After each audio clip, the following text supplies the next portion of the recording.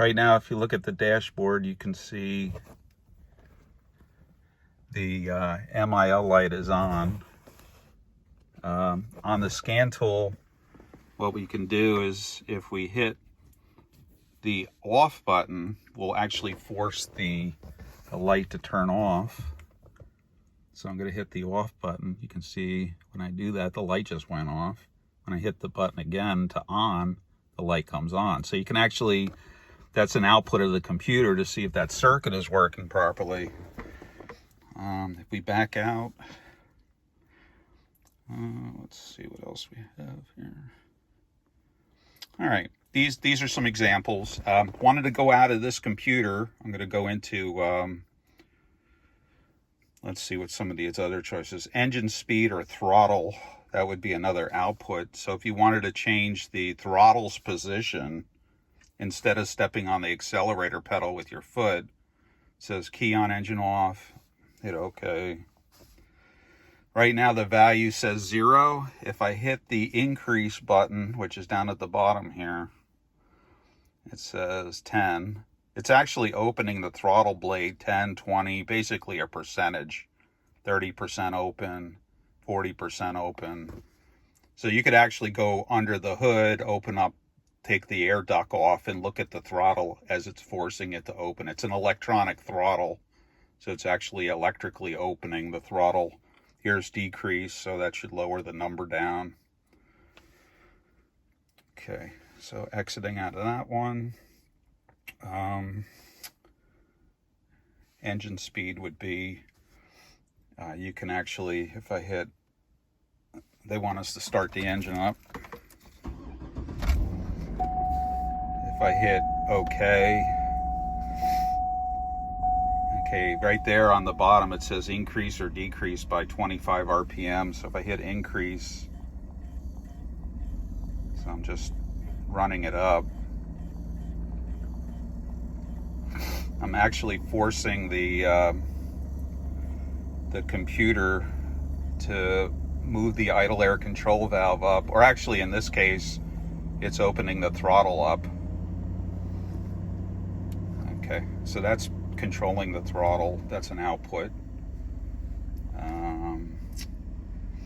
Fuel system, if I go under that one right now. Cylinder balance test. This is where you can shut off cylinders. We've seen that in the past. So again, start the engine, okay. You can go to any of the injectors. There's 8 total. If I want to shut off injector 8, if I hit that one and then come down at the bottom where it says disable, I'm going to force the computer to shut off that injector. I can feel it shaking right now.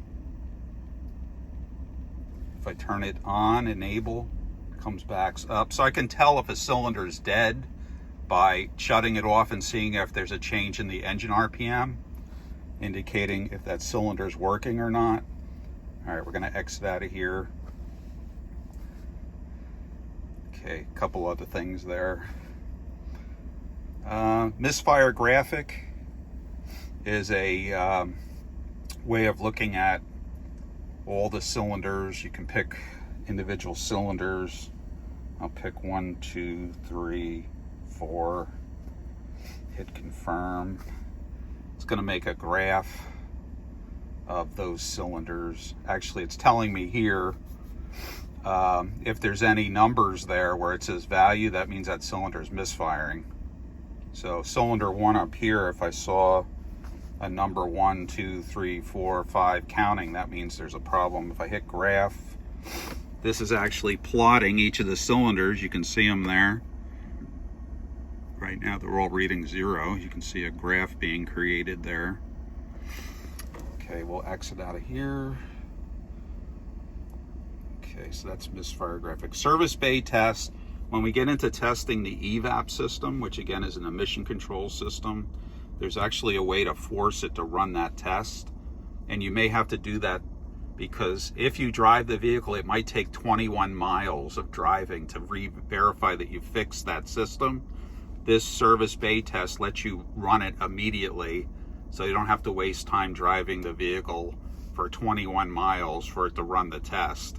Some tests take some time to run, so in some cases, to make it quicker, they can force the test to run earlier.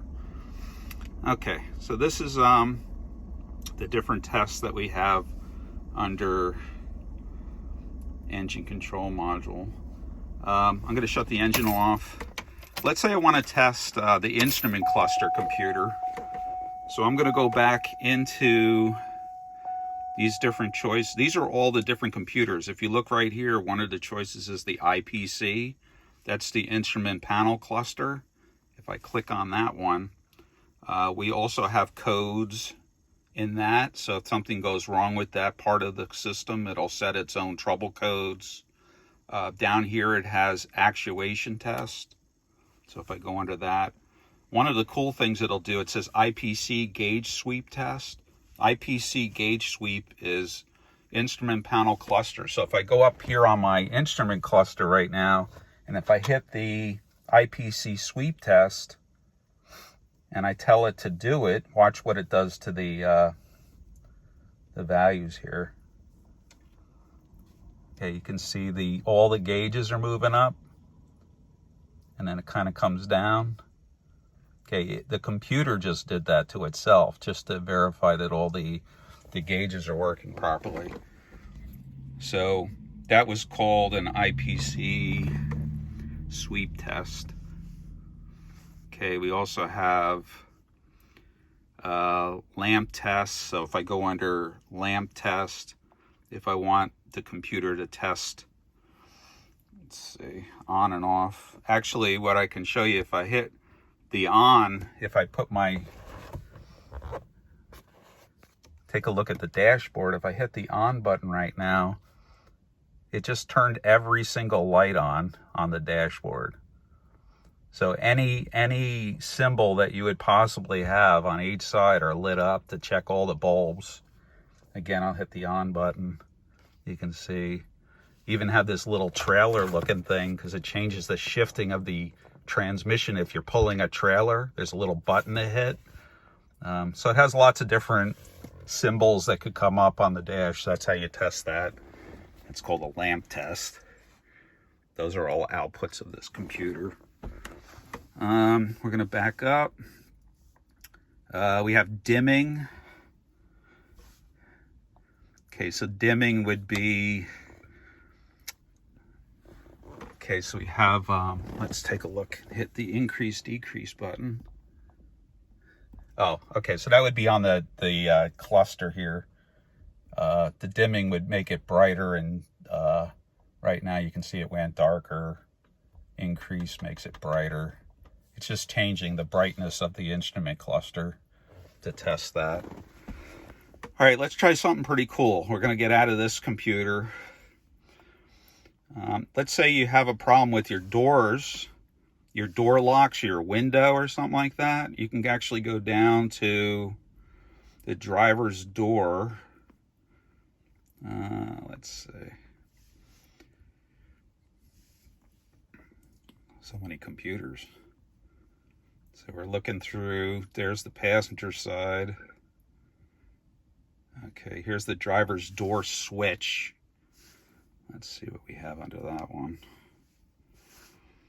Okay, so we have actuation test under driver's door. Okay, so what we can do first, let's say we're having an issue with the window not going up and down. There's actually what they call a door window test. If we hit that, it says front window motor.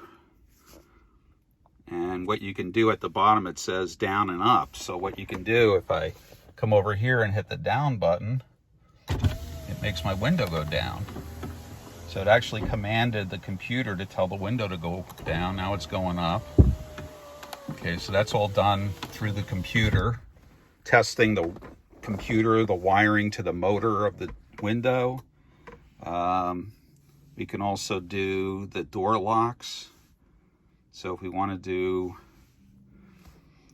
the door lock test, that's another output test that we can do. And if I pick that one, okay, down at the bottom it says lock, unlock. So if I come over here to my door and hit the unlock and then lock, if you watch the thing here, you can see it just unlocked the door and it locked. Basically, we're checking that whole system. That's another output test that you can run. Light test, mirror test, if I want to mess with the mirrors on the outside. On these mirrors on my truck, they fold.